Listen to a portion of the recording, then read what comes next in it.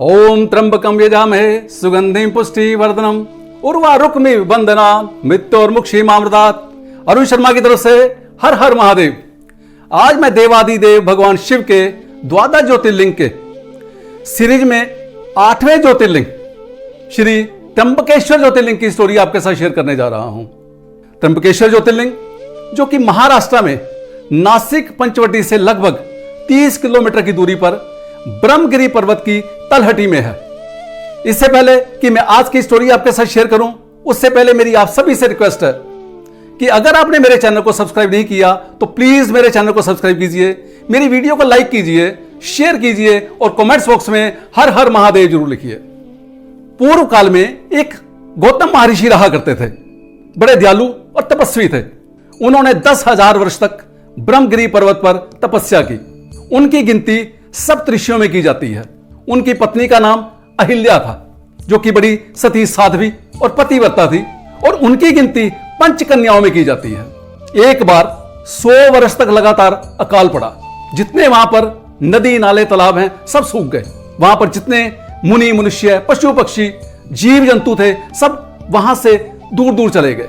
ये देखकर गौतम ऋषि बड़े चिंतित हुए। उन्होंने जन कल्याण की भावना से उस समय वरुण देवता का आह्वान किया और लगभग 6 माह तक उन्होंने वरुण देवता की तपस्या की। वरुण देवता प्रसन्न हुए। उन्होंने गौतम ऋषि जी से वर मांगने के लिए कहा।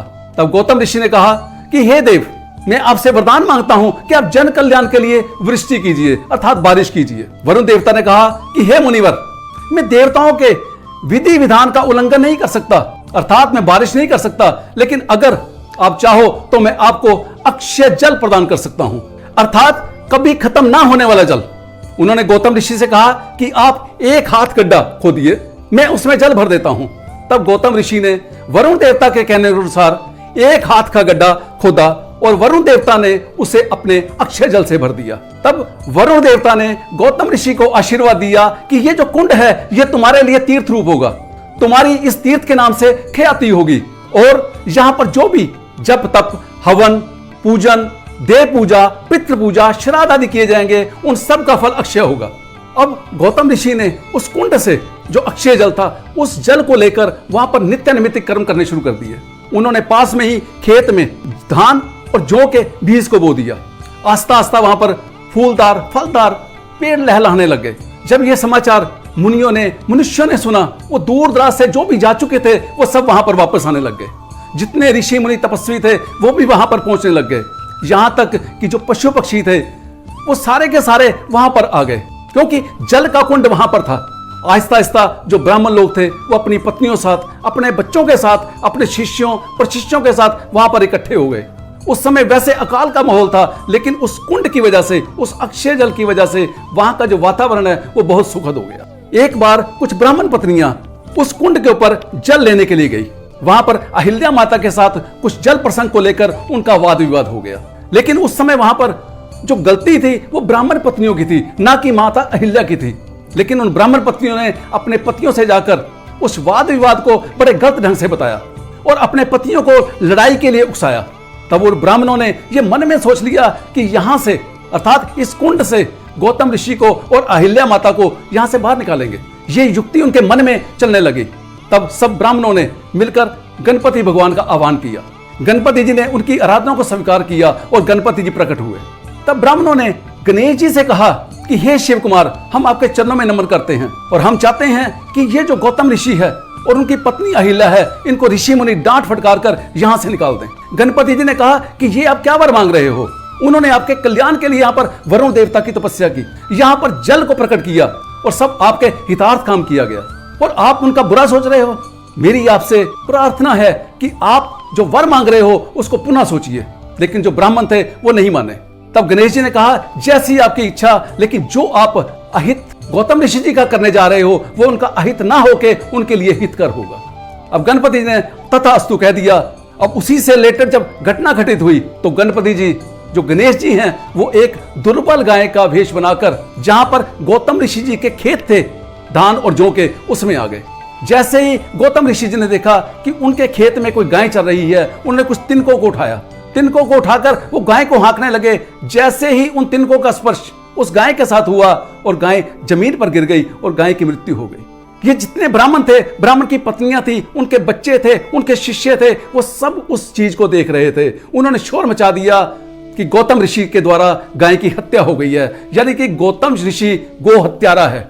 ये देखकर गौतम ऋषि दंग रह गए। उन्होंने आवाज लगाई अपनी पत्नी अहिल्या को कि अहिल्या जल्दी आओ, ये मेरे से क्या अनर्थ हो गया, मेरे से परमात्मा क्यों रुष्ट हो गया। तब अहिल्या भी वहां पर आई, लेकिन उस समय ब्राह्मणों लोगों ने गौतम ऋषि को बहुत अपशब्द कहे, दुर्व्यवहार किया गया। शिव पुराण की कोटि रुद्र संहिता के अनुसार यहां तक वर्णन आता है कि उन्होंने गौतम ऋषि को अपशब्द कहे और यहां तक कि उनको पत्थरों से मारा गया।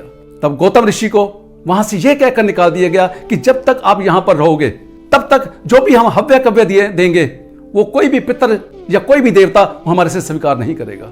उस समय गौतम ऋषि और अहिल्या वहां से लगभग 1 कोस दूरी पर जाकर उन्होंने एक आश्रम बनाया और वहां पर जाकर वो यज्ञ करने लगे। लेकिन ब्राह्मणों ने वहां पर भी जाकर गौतम ऋषि से अभद्र व्यवहार करना शुरू कर दिया। उन्होंने कहा कि तुम गो हत्यारे हो, तुम पापी हो, तुम्हें ऐसा नहीं करना चाहिए, क्योंकि तुम्हारे हाथ से दिया हुआ कोई भी देव इसको ग्रहण नहीं करेगा।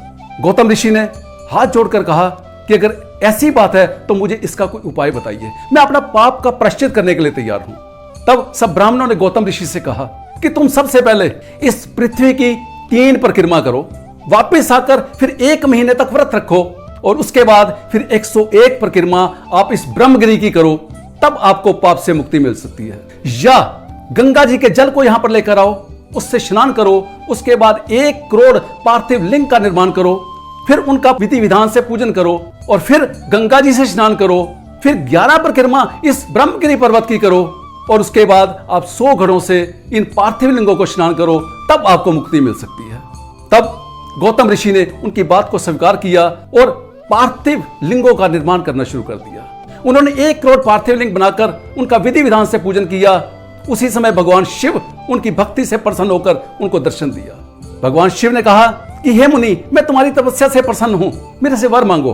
तब गौतम ऋषि ने कहा कि हे प्रभु, हे देवादिदेव, अगर मेरे पर प्रसन्न है तो मुझे निष्पाप कर दीजिए। भगवान शिव मुस्कुराए, उन्होंने कहा हे मुनि, तुम तो निष्पाप हो, तुम्हारे से कोई हत्या नहीं हुई, ये तो सब उन ब्राह्मणों ने तुम्हारे साथ छल किया है, दुर्व्यवहार किया है, वो कृतघ्न हैं, ये सब फल भोगेंगे। तब महर्षि गौतम जी ने भगवान शंकर से कहा कि प्रभु, ये उनकी कृपा का फल है, अगर उन्होंने मेरे पर ऐसी कृपा ना की होती तो मैं आपका साकार रूप से दर्शन ना कर सकता।